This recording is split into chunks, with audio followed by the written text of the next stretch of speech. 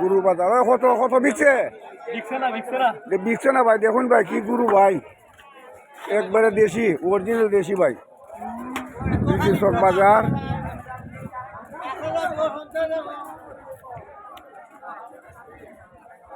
এই যে ভাই গুরু রাত বসিল, দিনের অবস্থা খারাপ ভাই, দিনের অবস্থা খারাপ বিদায় অনেকে গুরু লিয়া বাড়িতে চলে গেছে। তো আজকে বিকালে ভাই গুরু বাজার হইব ভাই।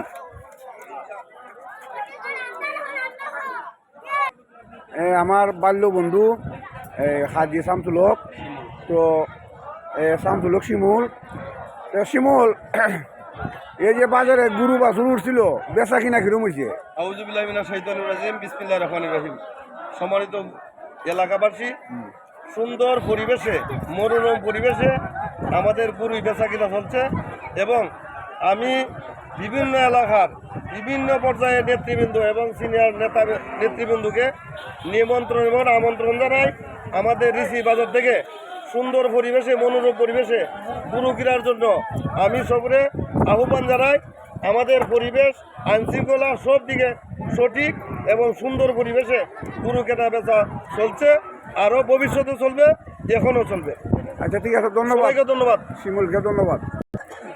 বাইরের চক বাজার প্রতিদিন সকালে 8টা হইতে 10টা সাড়ে 10টা পর্যন্ত ভাই এই বাজার, এই আপনার বাজার হাট ভালোভাবে মানুষে করতে পারে।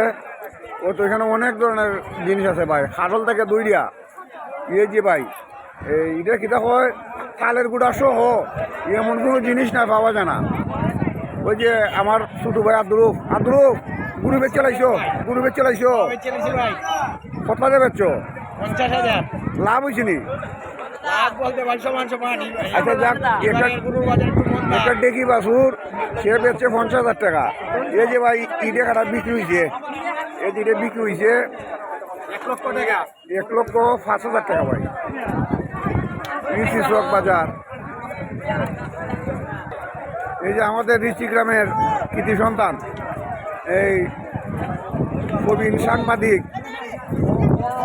বুঝলো ভাই আসছেন গুরু কেনার জন্য। ভাই গুরু নিছেন নি আপনি? ওতে ভাই আজকে বিকেলে তো বাজার আছে ভাই, ওই যে রশিদ ভাই সহ আজি গোলাম মোহাম্মদ খান সহ অনেকেই বাজার আসছেন গুরু কেনার জন্য। সবাই ধন্যবাদ ভাই, আসসালামু আলাইকুম।